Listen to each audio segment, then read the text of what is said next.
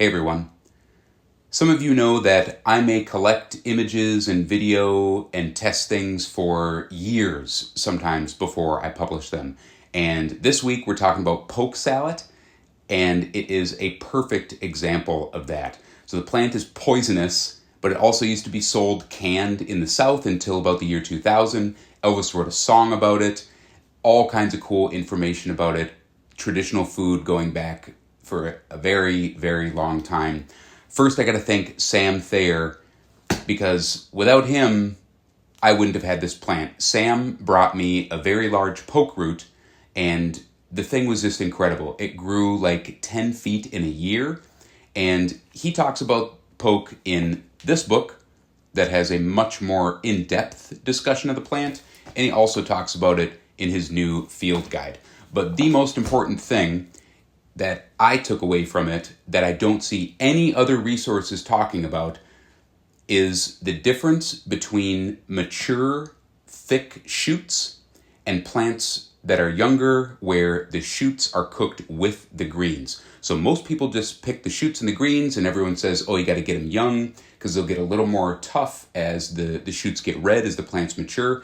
But when you find an older plant that has an established root, that shoot, as you're going to see, the whole thing can be peeled.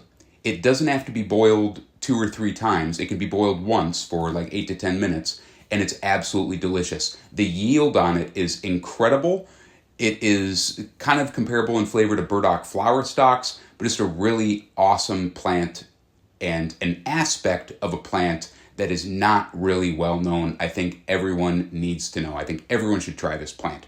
That said, this is a longer video, so I'm going to do my best to mark it with timestamps in the YouTube description. Anyway, enjoy poke salad. Thanks for watching, guys. First, harvesting poke. So this is pretty early in the year, but it's probably around June here in Wisconsin. Also, I'm growing this plant in Minnesota and Wisconsin, so that's way north of its northern range. But just look at the size of these things. So some people would say like maybe these are too large or too tall, but as you will see, these are fantastic. They're actually smaller than some that I might harvest. When can you harvest poke? Anytime it's meristematic. So what that means is basically any time before the flowers can be seen. So that is kind of the key part. So when the plant makes flowers, it's putting its energy into different things, and things are going to start getting tough. So it can be confusing because small plants like this, these are all way past the point to harvest. Also, stem color has nothing to do with edibility. Technically speaking, the red stems are more mature. They will be tougher if they cannot be peeled. So if you're going to cook the plants with leaves and shoots, it is better to get them green, all green, but you can cook any of them.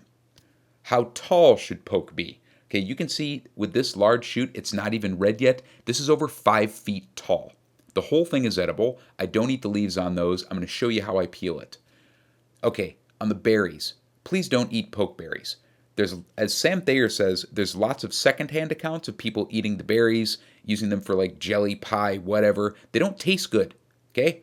And there's a lack of firsthand accounts, but there's plenty of secondhand accounts. That should tell you something. I'm not saying they haven't been used traditionally, but just don't eat them. They don't taste good. Now, I'm going to show you how to process one of those jumbo shoots. This is poke salad, and it's right at the stage. This is an old plant, and it's just barely before the stage where it's going to make some flowers. See if you can see that little guy there. That's going to be a flower. You want to get this plant before it flowers. But what I'm going to go over here is basically, geez, this is just incredible. Look at how freaking big this thing is. This is all food. It took me like less than a second to cut this. Boom, just like that. And I just recently started cooking this, and one thing that I found is that I absolutely love the shoots. The leaves, you gotta boil them, maybe twice. I've been consulting Sam Thayer's book, and he boils the leaves twice, but some people cook the shoots after they're peeled, and they don't even boil them first. Because the toxins, the plant is poisonous, also a really traditional food, but the toxin should be stronger, at least stronger in the skin and then in the leaves. But you can see, even on this sturdy bottom portion that should be less tender, just look at how easily this peels off. Okay, it's like a burdock flower stalk, but you only have to peel it once, and the texture is superior to burdock flower stalks, but is also very, very similar. It has a really similar kind of grassy aroma, but man alive, I tell you, these things are so delicious. Just like juicy, tender, kind of like Celtus on steroids, without the sunflower flavor. It is just, I mean, pound for pound. And just look at how much food this is from a single shoot of a plant that is super, super aggressive. Just really cool. So this, I'll take and I'll boil this for a few minutes, like 8. And then I'll fry it up with bacon and eggs. That's one of the traditional ways that this plant is eaten. But yeah, that's how you peel the shoots. It's super simple. And even on this bottom, or this middle part of the shoot, this whole thing is just tender. Look how easily that knife goes through. Well, I can see I have a little fiber there. So these, I might take a vegetable peeler to this just to make sure all these fibers get off. But that is how you peel a shoot of poke salad. And this whole thing is going to be edible. Now we're going to cook pokeweed greens and the young stems. So this is what most people who harvest the plant in the South are going to be used to, is a relatively large proportion of greens proportionate to stem. A lot different than the big, huge shoot. You can see these shoots are tiny. So you just cut them all up. Now you can see I have one pot that has water that's boiling. All the water is boiling. And I'm putting all of these greens. Start with like a pound or less. And then we're just going to put them in the boiling water. Now I'm going to put the lid on. The lid is important here because it holds heat.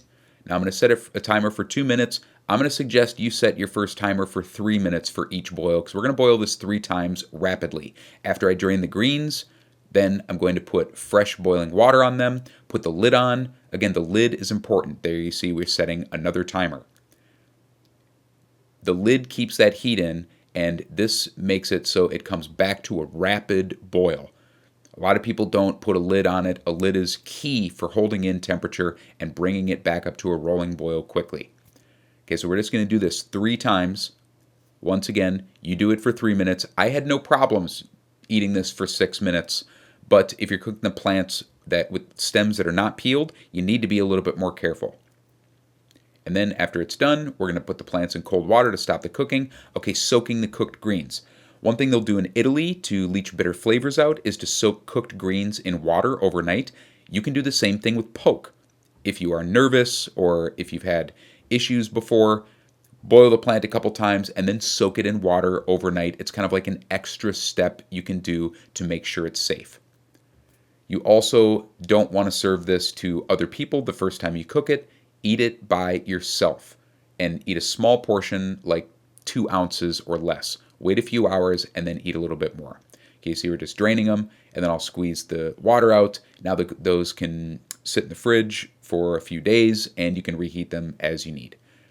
Okay, cooking the poke shoots. That big, huge poke shoot that we peeled, this is how that is going to be cooked. We're still going to boil it. Some people, apparently, I have not done this, cook the shoots without boiling. Absolutely do not recommend that. They're going to be fine. They're still going to taste great. I'm going to cook them for 8 to 10 minutes at a rolling boil. Okay, rolling boil with the lid on. Then when they're done, just like the greens, we take them out. Okay, now this is the most traditional poke recipe that I know of. If you know of any, if your family has some, please leave a comment. It's with scrambled eggs, bacon, hot pepper vinegar. Oh, it is so good. And it's especially good with the shoots. So it's going to take some bacon. I use my homemade bacon here. You can use whatever you want, but like bacon grease is probably the most traditional cooking fat to cook poke. Cook that bacon until it's nice and crisp and the fats come out. Now we're going to add those shoots or the greens and season them with a little salt. Make sure they taste good. Cook that around a little bit. And then pretty soon we're going to push everything to the side of the pan. This is such a good breakfast. Just a forager's breakfast of champions. Crack a few eggs in there. Make sure you don't get a shell in there. And you can add more eggs, less eggs, add different things to it. This is such a good little meal. You can see I'm stirring the eggs to cook them before I mix it in with the poke and the bacon. That is kind of key there. Boom. So good. Such an incredible breakfast. I look forward to it every year now. And there you go. Just a little ditty on poke salad. I hope you learned a few things, especially about those big, thick shoots that are the best part of the plant to eat. Full recipe and more information is on my website. There's a link at the top of the video description for that.